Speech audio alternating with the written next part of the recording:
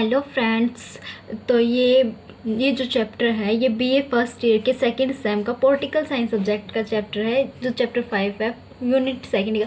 और ये part second है जो इस चैप्टर की का सेकंड। और ये जो चैप्टर है बहुत ज़्यादा इम्पोर्टेंट है एग्ज़ाम व्यू से। हर बार इस चैप्टर से क्वेश्चन ज़रूर आता है, तो मैंने 3 पार्ट इसीलिए बनाए इस चैप्टर के। तो आप तीनों पार्ट देखना। तो चुनाव और चुनाव सुधार, इलेक्शन एंड इलेक्शन रिफॉर्म्स जो इस चैप्टर का नेम है। तो फ्रेंड्स, जो इसका टॉपिक है आज जो हम पढ़ेंगे वो है चुनाव प्रणाली की विशेषताएं क्या क्या हैं, क्या इसके दोष हैं और क्या इसके सुधार किए जा सकते हैं जो इस व्यवस्था में है। और इस साथ साथ हम ये भी पढ़ लेंगे कि सरकार ने हाल फिलहाल में इसमें क्या क्या सुधार किए हैं।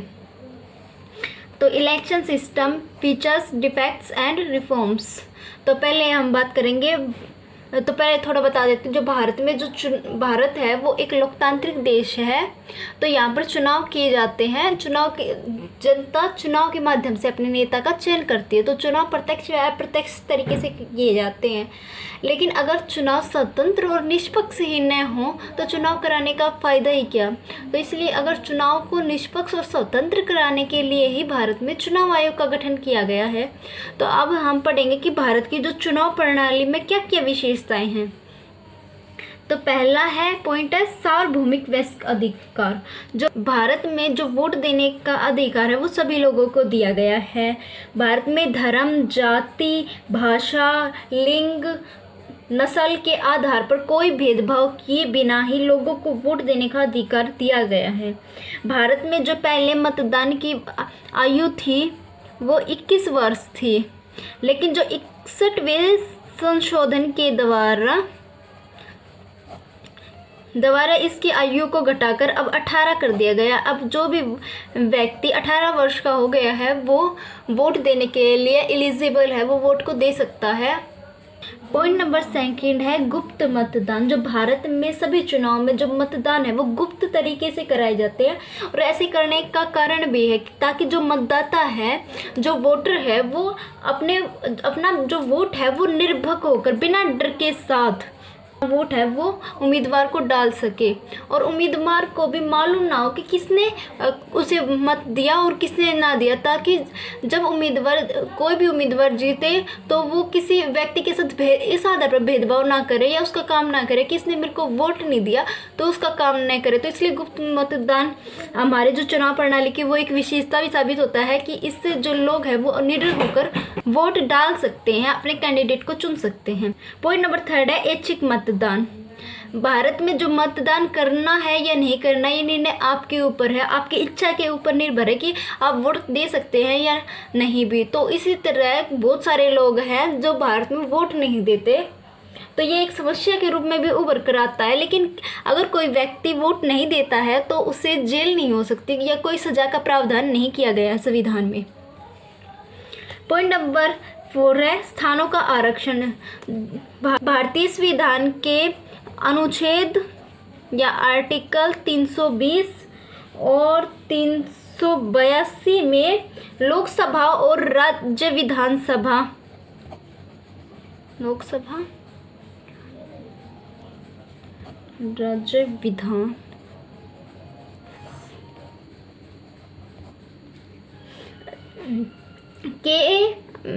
राज्य विधानसभा में अनुसूचित जाति व जनजातियों के लिए आरक्षण की व्यवस्था की गई है। तथा जो भारत में जो पंचायती चुनाव होते हैं उनमें 1/3 सीटें हैं वो महिलाओं के लिए आरक्षित की गई हैं ताकि इनका भी प्रतिनिधित्व हो सके। पॉइंट नंबर 5 है निर्वाचन याचिका। यदि चुनाव से संबंधित कोई भी विवाद हो जाता है तो उम्मीदवार उच्च न्यायालय या सर्वोच्च न्यायालय में याचिका दायर कर सकता है।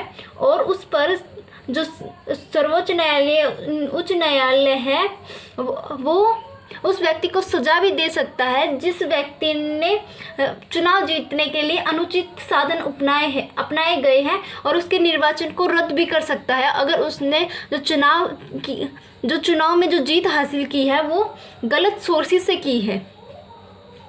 पॉइंट नंबर 6 है प्रत्यक्ष व अप्रत्यक्ष चुनाव। भारत में जो चुनाव है वो दोनों तरह से होते हैं, प्रत्यक्ष भी और अप्रत्यक्ष भी। जो लोकसभा है, विधानसभा है, स्थानीय चुनाव है, लोकसभा,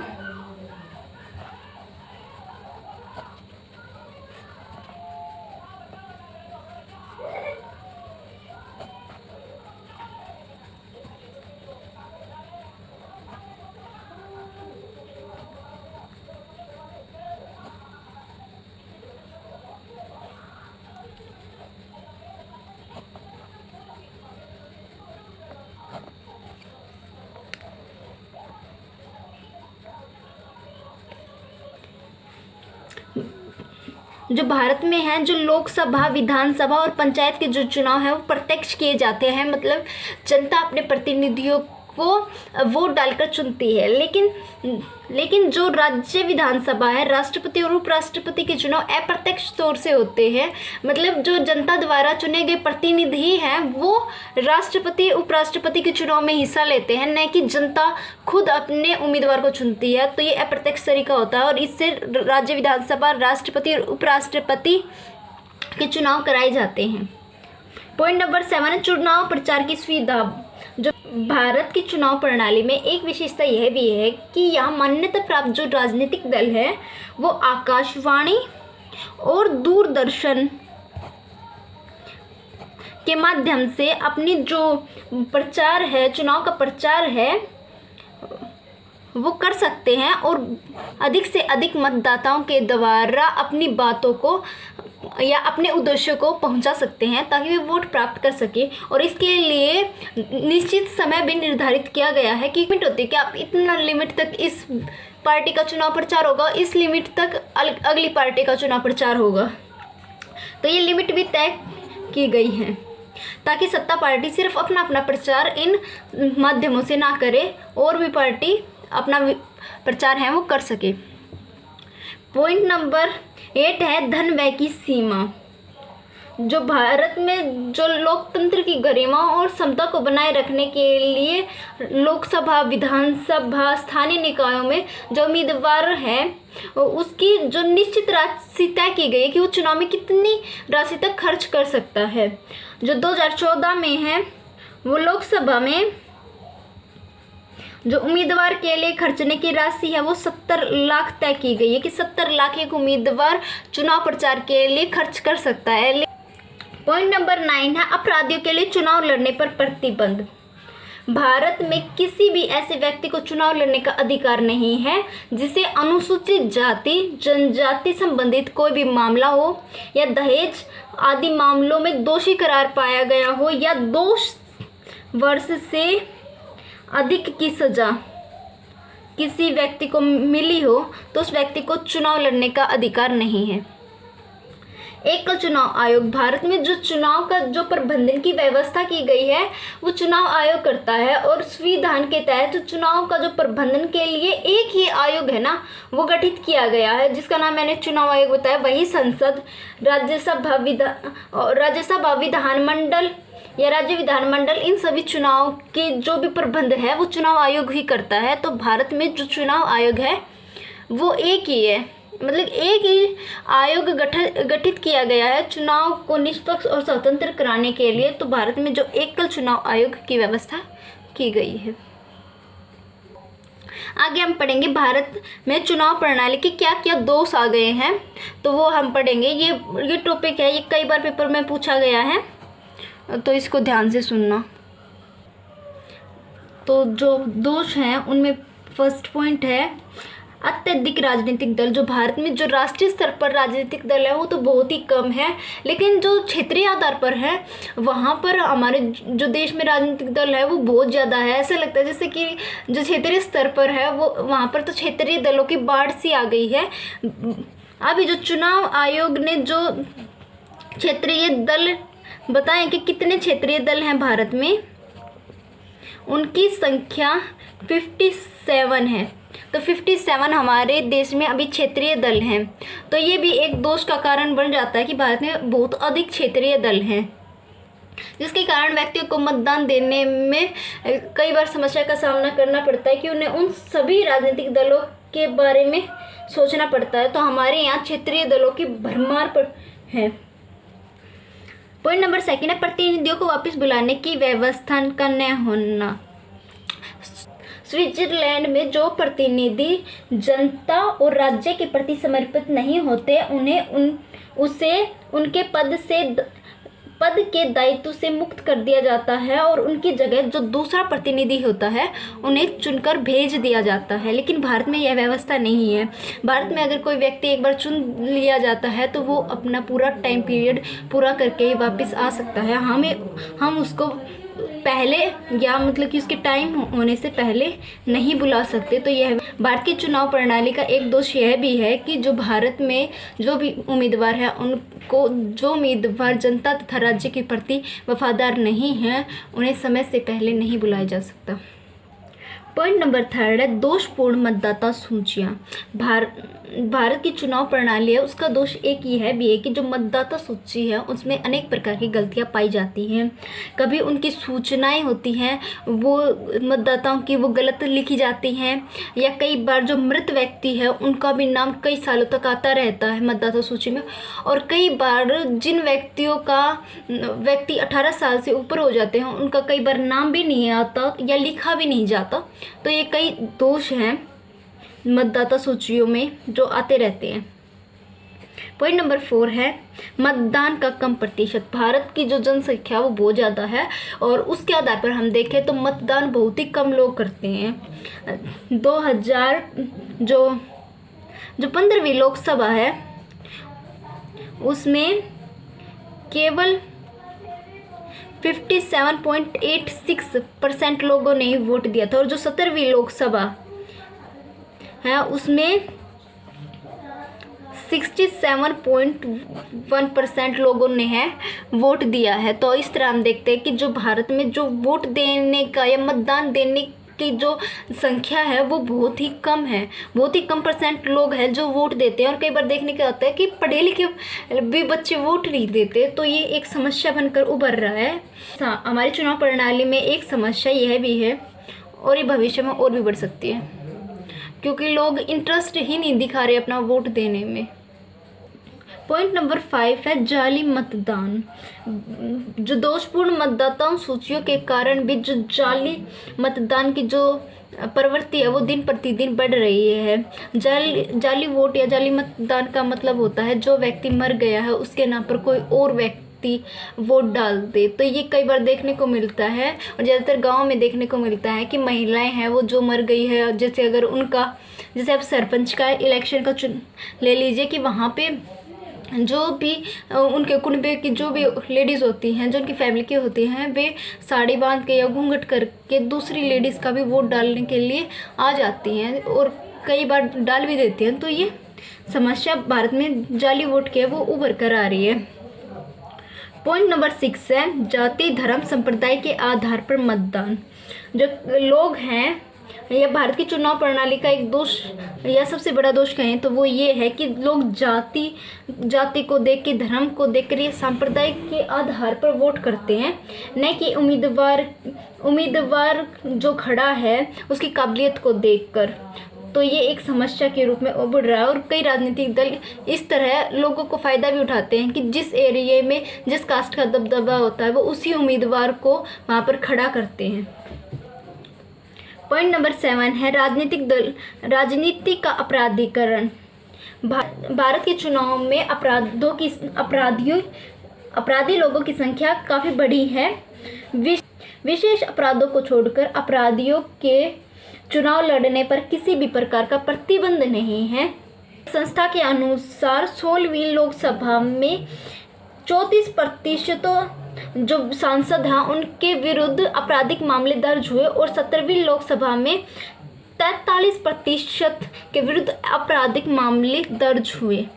तो आप ये डेटा पेपर में भी यूज़ कर सकते हो कि जो 17वीं लोकसभा है उसमें 43% जो सांसद थे उनके ऊपर अपराध के केस दर्ज थे। मतलब जो लोग चुनाव लड़ रहे हैं उसमें अपराधियों की जो जनसंख्या वो बढ़ रही है लगातार। पॉइंट नंबर 8 है काले धन का प्रयोग। भारतीय चुनाव प्रणाली में जो काले धन का प्रयोग है वो दिन पर दिन बढ़ता जा रहा है, और जो चुनाव प्रत्याशी है वो चुनाव को जीतने के लिए जो धन है उसको पानी की तरह बहा रही हैं ताकि वे चुनाव को जीत सकें। पॉइंट नंबर 9 है सरकारी तंत्र का दुरुपयोग। ऐसा देखने में आया जो सत्तारूढ़ दल है वे सरकारी जो तंत्र है जैसे सरकारी कारों का प्रयोग अपने चुनाव प्रचार के लिए करते हैं। तो ये देखने के आता है, और कई मंत्री हैं उनके स्वागत में जो प्रशासनिक अधिकारी वो खड़े रहते हैं तो वो अपना दफ्तर बंद करके आते हैं। तो इस तरह जो जनता उसको भी असुविधा होती है। इस तरह तो सरकारी तंत्र का दुरुपयोग भी किया जाता, तो एक दोष ये भी है। पॉइंट नंबर 10 है उम्मीदवारों के लिए शैक्षणिक योग्यता का अभाव। भारत में जो शैक्षणिक योग्यता है वो निश्चित नहीं की गई है, तो इसीलिए जो अशिक्षित व्यक्ति है वो भी चुनाव लड़कर चुनाव को जीत जाता है, और इस तरह कानून निर्माण करने में उसकी भूमिका न के बराबर होती है। या फिर ये कहें उस पद पर तो बैठा है लेकिन वो उस पद पर वो उस तरह काम नहीं कर रहा जिस तरह उसको काम करना चाहिए। पॉइंट नंबर 11 है उम्मीदवारों के लिए अधिकतम आयु सीमा नहीं। तो भारत की जो चुनाव प्रणाली है उसमें एक दोष ये भी है कि जो भारत में जो उम्मीदवारों के लिए है वो निश्चित न्यूनतम आयु सीमा तो निर्धारित की गई है कि कौन से पद पर कितनी न्यूनतम आयु सीमा होनी चाहिए, तो ये तो निर्धारित की गई है, लेकिन अधिकतम आयु सीमा निर्धारित नहीं की गई है। इसीलिए हम देखने को मिलता है कि जो प्रमुख नेता होते हैं वो 70 या 80 की उम्र के पाए जाते हैं। तो इसी तरह बड़ी आयु होने के कारण जो प्रत्याशियों में जो तीव्रता, जोश और लगन होनी चाहिए ना, वो एक जनप्रतिनिधि में उनमें पाई नहीं जाती, क्योंकि वो उस समय तक इतने बूढ़े हो चुके होते हैं कि उनमें वो जोश, वो तीव्रता नहीं होती जो एक युवा व्यक्ति में होती है। तो इस तरह एक दोष ये भी है कि भारत में जो उम्मीदवारों के लिए अधिकतम आयु सीमा निर्धारित होनी चाहिए। अब हम पढ़ेंगे जो भारतीय चुनाव प्रणाली में सुधार के क्या क्या सुझाव हो सकते हैं। अब हम ये पढ़ेंगे, हमने दोष तो पढ़ लिए हैं, तो अब हम पढ़ेंगे कि क्या क्या सुधार हो सकते हैं या किए जाने चाहिए। तो पहला पॉइंट है जो सुधार कर सकते हैं वो धन के दुरुपयोग को रोकना। वैसे तो चुनाव आयोग ने धन से संबंधित सीमा निर्धारित की गई है कि कौन उम्मीदवार कितना धन खर्च करेगा, लेकिन प्रभावित तौर से वो लागू नहीं हो पाई है। लोग अब भी चुनाव में बेधड़क पैसा खर्च करते हैं, तो उसको रोकने के क्या क्या उपाय हो सकते हैं। पहले हैं चुनाव प्रचार की जो समय सीमा है उसको कम किया जाए, समय कम हो, इससे जो चुनाव में जो पैसा लगेगा वो कम लगेगा। या फिर जो राजनीतिक दलों के द्वारा जो भी खर्च किया जाता है ना प्रत्याशी के ऊपर, वो प्रत्याशी के खर्च में जोड़ा जाए। ये प्रत्याशी द्वारा जो भी खर्च के जो ब्यौरे दिए गए हैं उसकी अच्छे से जांच की जाए, उसकी अच्छे से पड़ताल की जाए उससे भी। या प्रत्याशी को जो चेक को जो भी चंदा दिया जाए ना, प्रत्याशी को चंदा चेक या ड्राफ्ट के माध्यम से दिया जाए, इससे भी हम चुनाव में कम कर सकते हैं। तो ये तरीके हैं जिससे हम धन के दुरुपयोग को कम कर सकते हैं। पॉइंट नंबर 2 है अपराधियों के चुनाव लड़ने पर प्रतिबंध। जो भारत में है वो पिछले कुछ समय में राजनीतिक अपराधीकरण हुआ है। शायद ही कोई ऐसा राजनीतिक दल है जो चुनाव में अपराधी को ना उतारता हो और चुनाव प्रचार ना कराता हो। तो इससे जो राजनीति है वो दूषित हो रही है। तो अपराधियों के चुनाव लड़ने पर प्रतिबंध लगा देना चाहिए। पॉइंट नंबर 3 है सरकारी तंत्र के दुरुपयोग पर रोक। तो सत्तारूढ़ दल है वो अपना चुनाव प्रचार करने के लिए सरकारी तंत्र का उपयोग करते हैं, तो इसका जो दुरुपयोग है उसको पर रोक लगा देनी चाहिए कि सरकार इसका प्रयोग ना करे। तो हम इसमें कह सकते हैं कि जो सरकारी वाहन है उसको चुनाव प्रचार के यूज़ के लिए रोक लगा देनी चाहिए कि सरकारी वाहनों के प्रयोग पर रोक लगा दी जाए। या मंत्री सरकारी दौरों के दौरान अपने जो चुनाव प्रचार ना करें, एक तरीका ये भी हो सकता है इसको रोकने के लिए। या चुनावी खर्च पर जो समाचार पत्र, रेडियो या दूरदर्शन में विज्ञापन या होर्डिंग बोर्ड लगाने से पर रोक होनी चाहिए। इससे भी जो सरकारी मशीनरी के दुरुपयोग पर रोक लग सकती है। पॉइंट नंबर 4 है चुनाव को अधिक शक्तिशाली बनाना। तो एक सुधार ये भी है कि हम चुनाव आयोग है उसको अधिक शक्तिशाली बना सकते हैं जिससे चुनाव स्वतंत्र और निष्पक्ष हो। तो इसके बनाने के लिए हम क्या क्या कर सकते हैं। पहले एक समिति बनाई जाए जिसमें लोकसभा, उसके विपक्ष के नेता हो, प्रधानमंत्री हो, सर्वोच्च न्यायालय के न्यायाधीश शामिल हो। तो इस समिति से जो चुनाव आयोग के सदस्यों की नियुक्ति की जानी चाहिए। दूसरा, सदस्यों में की जो संख्या है उसमें वृद्धि की जाए जिससे कि ये और पावरफुल हो जाए। थर्ड है इसकी योग्यताएं निश्चित की जाएं, जिनकी योग्यताएं हैं वो निश्चित नहीं की गई है। और एक पॉइंट ये भी हो सकता है जो प्रशासनिक अधिकारी जो रिटायर्ड हो चुके हैं उनको चुनाव आयोग में नियुक्त ना किया जाए। इससे चुनाव आयोग है वो और अत्यधिक शक्तिशाली हो सकता है। पॉइंट नंबर 5 है उम्मीदवारों की शैक्षणिक योग्यताएं। उम्मीदवारों की जो शैक्षणिक योग्यताएं हैं वो निश्चित की जाए जिससे कि चुनाव और अच्छे ढंग से हो सकते हैं। पॉइंट नंबर 6 है पहचान पत्रों की अनिवार्यता। किस जो भी व्यक्ति वोट डालने के लिए आता है उसके लिए अनिवार्य कर दीजिए कि आप पहचान पत्र दिखाएंगे तभी आपका वोट डाला जाएगा।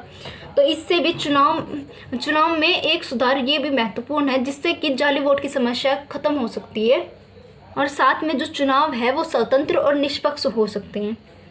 पॉइंट नंबर 7 है चुनाव प्रक्रिया में सुधार। भारत में जो चुनाव पद्धति है उसमें निर्वाचित प्रत्याशी बहुसंख्या के आधार पर नहीं बल्कि अल्पसंख्यक के आधार पे निर्वाचित होते हैं, क्योंकि एक निर्वाचन क्षेत्र में बहुत सारे प्रत्याशी खड़े होते हैं और जो मत है वो आपस में बंट जाते हैं। इसीलिए जिस व्यक्ति के मत थोड़े से अधिक होते हैं वही चुनाव जीत जाता है।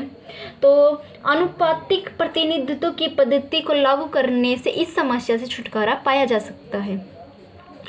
पॉइंट नंबर 8 है चुनाव याचिकाओं पर शीघ्र निर्णय। जो भी चुनाव से संबंधित विवाद होने पर जो भी चुनाव याचिकाओं को दायर किया जाता है उन पर निर्णय है वो सुप्रीम कोर्ट या हाई कोर्ट द्वारा जल्द ही सुनाया जाना चाहिए, क्योंकि कई बार ऐसे देखने को आता है कि जो चुनाव से संबंधित निर्णय है वो जैसे कि 5 साल की उनका टाइम पीरियड होता है, लेकिन वो निर्णय देते हैं सरकार 4 साल, मतलब कि हाई कोर्ट 4 साल 4.5 साल।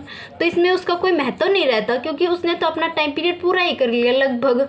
तो इसीलिए जो चुनाव का जो निर्णय है ना विवादों का वो जल्द से जल्द कोर्ट को देना चाहिए जिससे कि नए प्रत्याशियों को चुना जा सके। अगर उसने भ्रष्ट तरीके से किया है और नहीं किया है तो भी उस पर इल्ज़ाम हट जाए ताकि जनता को संतुष्टि हो। तो इसीलिए निर्णय है वो शीघ्र देने चाहिए। पॉइंट नंबर 8 है सरकारी अधिकारियों पर नियंत्रण। चुनाव की घोषणा के पश्चात सरकारी अधिकारी है उसके ट्रांसफर या तबादले पर रोक लगा देनी चाहिए जिससे जो अधिकारी है वो निष्पक्ष ढंग से अपना कार्य कर पाए और अपने जो भी कर्तव्य है उनको लागू कर पाए या उनका पालन कर पाए। पॉइंट नंबर 10 है आदर्श व्यवहार संहिता, मॉडल कोड ऑफ कॉन्डक्ट। चुनाव आयोग के द्वारा जो आचार व्यवहार संहिता है उसको अच्छे से या सख्ती से लागू करना चाहिए और जो व्यक्ति इसका पालन नहीं करता उस प्रत्याशी को रद्द कर देना चाहिए या अयोग्य घोषित कर देना चाहिए। पॉइंट नंबर 11 है प्रतिनिधियों को वापस बुलाने की व्यवस्था। जैसे पहले भी बताया था कि जो स्विट्जरलैंड है वहाँ पर जो भी प्रत्याशी जनता के प्रति वफादार नहीं है उसको वापस बुला लिया जाता है और दूसरे प्रतिनिधि का चुनाव करके भेज दिया जाता है। लेकिन भारत में ये व्यवस्था नहीं है। तो भारत में ये व्यवस्था होनी चाहिए कि जो भी व्यक्ति या जो उम्मीदवार राज्य या जनता के प्रति वफादार नहीं है उसको पद से हटा देना चाहिए और उस व्यक्ति की जगह किसी और व्यक्ति को निर्वाचित कर देना चाहिए। पॉइंट नंबर 12 है उम्मीदवारों की अधिकतम आयु सीमा निर्धारित कर देनी चाहिए। जो भी उम्मीदवार चुनाव लड़ रहा है ये भारत में राजनीतिक दलों में बहुत ही बूढ़े हो जाते हैं, लेकिन जो चुनाव है उसमें उससे संन्यास नहीं लेते, उसको छोड़ते नहीं हैं। तो भारत में एक अधिकतम आयु सीमा निर्धारित कर देनी चाहिए ताकि जो भी नेता हैं वो छोड़ दें, जो बड़े मतलब कि जो नेता बूढ़े हो चुके हैं वो राजनीति से संन्यास ले ले या राजनीति को छोड़ दे, ताकि जो युवा हैं उनको आने का मौका मिले। पॉइंट नंबर 13 है, जाति धर्म के नाम पर वोट मांगने वाले उम्मीदवार स्थायी रूप से चुनाव लड़ने के अयोग्य घोषित कर देने चाहिए। जो भी व्यक्ति धर्म, जाति, लिंग या नस्ल के आधार पर लोगों से वोट मांगता है, उस प्रत्याशी को पूरे जीवन के लिए या फिर कहें स्थायी तौर से चुनाव लड़ने के लिए अयोग्य घोषित कर दिए जाए। इससे कोई भी उम्मीदवार है वो जाति धर्म के नाम पर वोट नहीं मांगेगा। तो अब हम पढ़ेंगे हाल ही के समय में भारत सरकार द्वारा किए गए चुनाव सुधार। तो चुनाव सुधारों की दिशा में समय समय पर जो सरकार है वो प्रयास करती रहती है। तो इसमें पहला प्रयास जो किया, मतलब कि जो पहला सुधार किया गया है वो है उम्मीदवारों के चुनावी खर्च की सीमा में वृद्धि। जो अब लोकसभा में सरकार ने 16वीं लोकसभा के चुनाव के अवसर पर लोकसभा ने 40 लाख से जो वृद्धि है वो 60 लाख कर दी है कि 60 लाख तक उम्मीदवार है वो चुनावी खर्च कर सकते हैं। तो जो चुनावी जो सीमा है वो वृद्धि कर दी गई है। पॉइंट नंबर 2 है, राजनीतिक दलों के लिए 20,000 रुपये या इससे अधिक राशि के चंदों की रिपोर्टिंग करना अनिवार्य कर दिया गया है। पॉइंट नंबर 3 है, ईवीएम का प्रयोग। तो भारत में है वो सबसे पहले, ये क्वेश्चन कई बार आता है। तो 1998 में भारत में पहली बार जो इलेक्ट्रॉनिक वोटिंग मशीन है उसका प्रयोग किया गया था। और ये राजस्थान, मध्य प्रदेश और दिल्ली के कुछ क्षेत्रों में इसका जो चुनाव में प्रयोग किया गया था और इसके जो रिजल्ट थे वो बहुत ही अच्छे थे। इसीलिए जो 14वीं लोकसभा है उसमें पूरी भारत में लोकसभा के चुनाव में इसका प्रयोग किया गया था। तो संपूर्ण भारत में 14वीं लोकसभा में इसका प्रयोग किया गया था। तो ये क्वेश्चन कई बार आता है, तो इम्पोर्टेंट है 2 नंबर के लिए। और ईवीएम का प्रयोग करने से बहुत एक अच्छी बात ये भी हुई कि जो चुनाव में जो घोटाले होते थे वो भी कम हो गए और जो चुनाव में वो निष्पक्षता आई है और गणना करने में बहुत ज़्यादा आसानी हुई है। अब चुनाव है के जो नतीजे हैं वो बहुत जल्दी आ जाते हैं क्योंकि गणना ईवीएम के जरिए बहुत जल्दी हो जाती है। पॉइंट नंबर 4 है, राजनीति का अपराधीकरण रोकने का प्रयास। 2002 में एक विधेयक पारित किया गया जिसमें कोई भी अपराधी सजा पूरी करने के 6 वर्ष तक चुनाव लड़ने के लिए अयोग्य है, वो चुनाव नहीं लड़ सकता। और किसी भी अपराध में केवल जुर्माना आरोपित किए जाने की स्थिति में 6 वर्ष तक चुनाव नहीं लड़ सकता, ये भी है। और सर्वोच्च न्यायालय ने एक बार कहा भी है कि उम्मीदवार को चुनाव लड़ते समय आपराधिक जीवन, शैक्षणिक योग्यता और आर्थिक स्थिति की घोषणा करनी चाहिए, जिससे उम्मीदवारों को जो उम्मीदवार है उसके बारे में मतदाताओं को जानकारी प्राप्त हो और उन्हें मतदान करने में सहायता हो।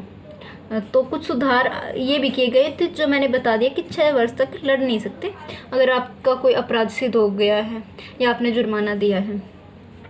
पॉइंट नंबर 5 है, उम्मीदवारों को अस्वीकार करने का प्रावधान। 27 सितंबर 2013 में जो सुप्रीम कोर्ट है उसने कहा था भारत में जो मतदाता हैं उनको चुनाव लड़ने वाले सभी उम्मीदवारों को अस्वीकार करने का अधिकार है। इसीलिए जो नोटा का प्रावधान किया गया था। नॉन, इसकी फुल फॉर्म भी लिखूँ तो मैं ये है, नन ऑफ द अबव, इनमें से कोई भी नहीं। और इसका पहली बार यूज़ कब किया गया? तो नवंबर-दिसंबर जो 2013 में संपन्न 5 राज्यों में दिल्ली, राजस्थान, मध्य प्रदेश, छत्तीसगढ़, मिजोरम में विधानसभा के चुनाव में पहली बार नोटा का प्रयोग किया गया। इनके नाम भी लिख देती हूँ तो कौन कौन से हैं। तो पहले ये तो 2014 नवंबर-दिसंबर में दिल्ली, राजस्थान, एमपी, छत्तीसगढ़ और मध्य प्रदेश, मिजोरम, तो इनमें प्रयोग किया गया था। तो हमारा चैप्टर है, अब इसका एक पार्ट और है, वो है 3rd पार्ट, तो वो और देखना। तो उसके बाद ये चैप्टर हो जाएगा कंप्लीट आपका। फ्रेंड्स, तो ये इस टॉपिक के बहुत ही इम्पोर्टेंट क्वेश्चंस हैं जो कई बार यूनिवर्सिटी में आ चुके हैं। तो मैंने यूनिवर्सिटी का नाम साथ में सन भी दे दिए हैं इन क्वेश्चन के आगे, तो आप देख सकते हैं।